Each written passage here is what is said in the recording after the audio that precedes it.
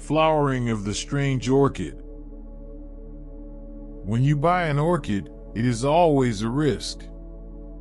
You see only a dry, brown thing and you must be lucky. The plant may be ugly or dead, or it may be just a nice one. Or you might be really lucky and you buy a new kind with new colors and shapes. Then you can become famous and name the plant after you, for example John Smithia.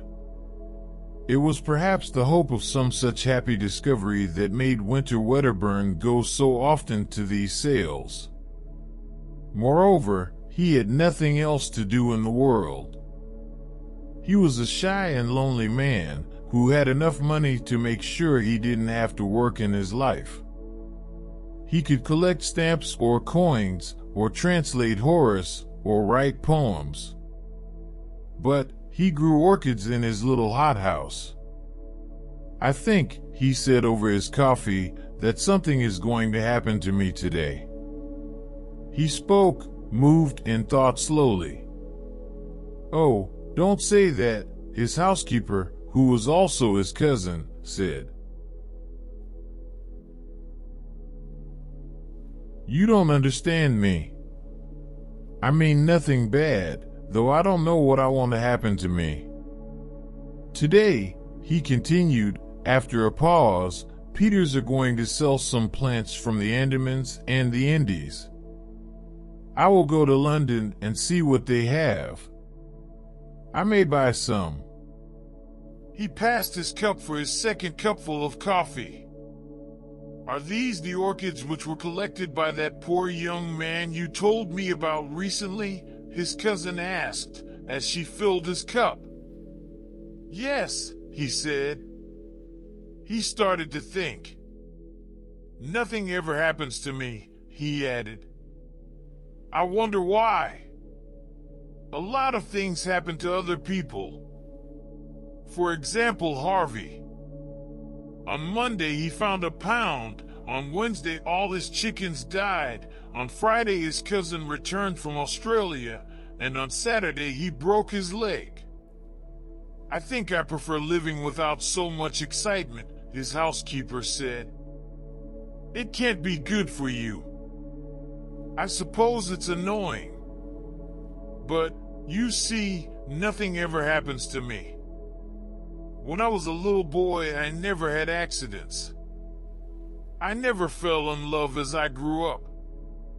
Never married. I wonder how it feels to have something happen to you, something really interesting." That orchid collector was only 36, 20 years younger than myself, when he died. And he had been married twice and divorced once. He had had malaria 4 times, and once he broke his leg. He killed a Malay once, and once he was wounded by a poisoned arrow. And in the end he was killed by leeches. It must have been very interesting, you know, except, perhaps, the leeches. "I am sure it was not good for him," said the lady. "Perhaps not." And then Wedderburn looked at his watch. 23 minutes past 8. "I am going up by the 11:45 train, so that there is plenty of time. I think you should take an umbrella if you are going to London," she said. When he returned from London, he was excited. He had bought some flowers. It was unusual, because he usually hesitated and didn't buy anything in the end. But this time he had bought some flowers. "There are vandas," he said, "and a dendrobe and some paleonophis." He was looking at the things he had bought lovingly as he ate his soup. They were laid out on the table in front of him, and he was telling his cousin all about them as he slowly ate his dinner. "I knew something would happen today. And I have bought all these. Some of them, I feel sure that some of them will be exceptional. I don't know how it is, but I feel absolutely sure as that some of them will be exceptional. That one, he pointed to a small dry branch, was not identified. It may be a new kind. And it was the last that poor Batten ever collected.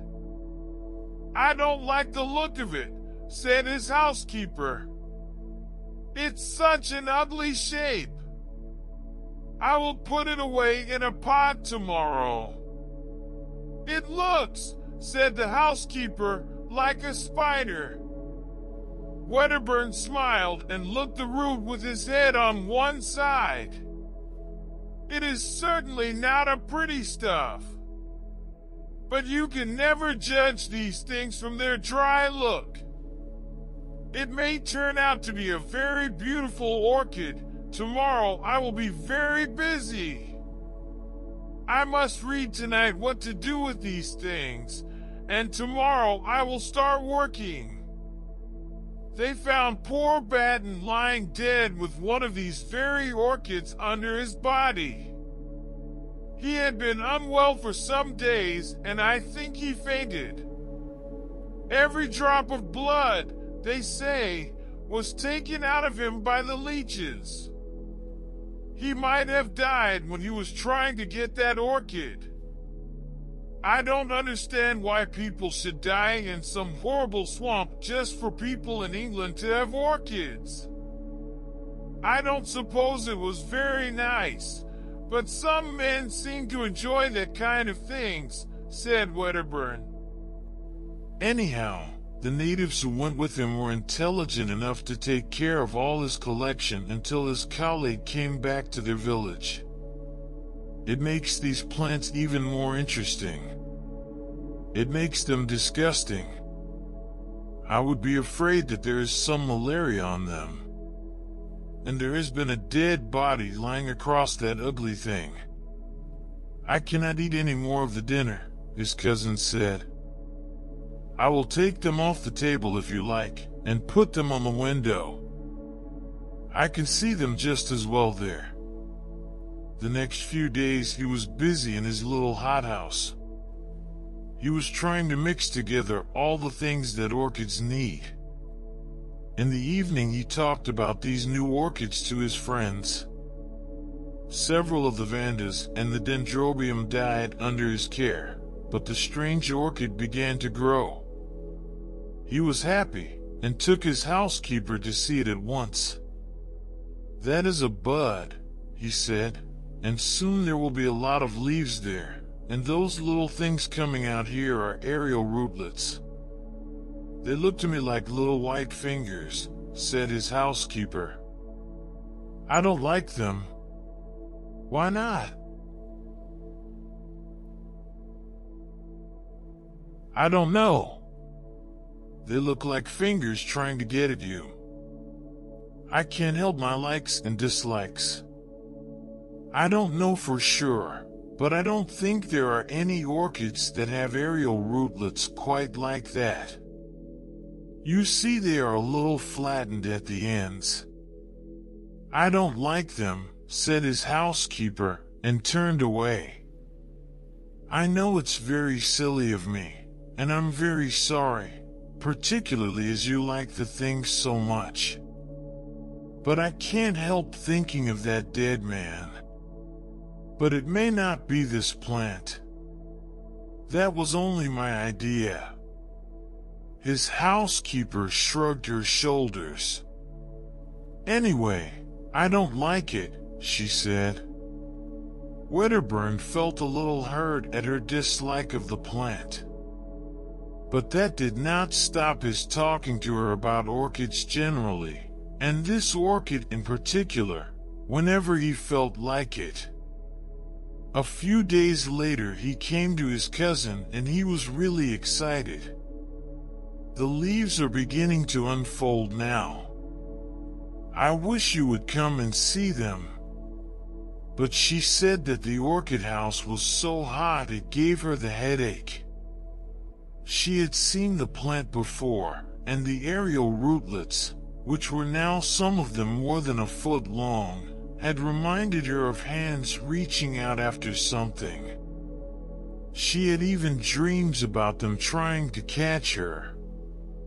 So she refused to see that plant again, and Wedderburn had to admire its leaves alone. The leaves were green with dots of deep red. He knew of no other leaves quite like them. The plant was placed on a low bench near the thermometer, and he spent his afternoons now waiting for the flowers of this strange plant. And at last a great thing happened. When he entered the little glass house, he knew that the plant started flowering. There was a new smell in the air. It was a rich, very sweet smell. As soon as he noticed this, he hurried to the strange orchid, and he saw 3 flowers which smelled strongly. He stopped before them and admired them. The flowers were white, with stripes of gold and orange. He could see at once that this flower was a new kind. The smell became suddenly too strong for him, and the place was very hot. The flowers swam before his eyes. He wanted to have a look if the temperature was right. He made a step towards the thermometer. Suddenly everything appeared unsteady. The bricks on the floor were dancing up and down.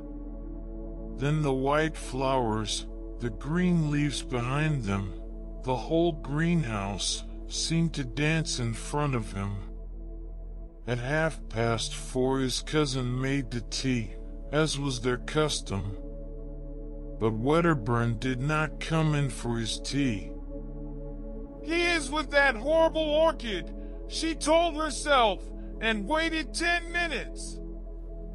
"This watch must have stopped. I will go and call him." She went to the hothouse and opened the door and called his name. There was no reply. She noticed that the air was very heavy and full of new perfume. Then she saw something lying on the ground. For a minute, perhaps, she didn't move. He was lying, face upward, under the strange orchid. The aerial rootlets stretched and their ends were on his chin, neck, and hands. She did not understand. Then she saw that under one of the roots on his face that there was some blood. She screamed and ran towards him and tried to pull him away from the orchid. She broke 2 of these roots, and there came out some red liquid. Then the strong smell of the blossom began to make her feel weak. How the roots clung to him! She tore at the tough roots. She felt she was fainting, but she knew she must not. She left him and quickly opened the nearest door, and after she was for a moment in the fresh air, she had a brilliant idea. She took a flower pot and smashed the windows at the end of the greenhouse. Then she went back again. She pulled at Wedderburn's body, and the strange orchid fell on the floor. But the roots still held. And then she pulled him and the orchid into the open air. Then she took each root one by one, and in another minute he was free, and she pulled him as far as she could go. He was white and blood was coming out of the places where the roots had been. The gardener was coming up the garden. He heard the smashing of glass, and then he saw her pulling a motionless body and her hands were bloody. For a moment he thought she had killed him. "Bring some water," she cried. When she poured some water on his face, Wedderburn opened his eyes. "What's the matter?" he asked, and closed his eyes again. "Go and tell Annie to come out here, and then go for Dr. Haddon at once," she told the gardener. "I will tell you all about it when you come back." After a while, Wedderburn opened his eyes again. "You fainted in the hothouse." "And the orchid?" I will take care of that, she said. Wedderburn had lost a lot of blood, but otherwise there was nothing wrong with him. They gave him brandy mixed with some pink extract and carried him to his bed. His cousin told her incredible story to Dr. Haddon. "Come to the Orchid house and see," she said. The cold air was blowing through the open door, and the perfume was almost gone.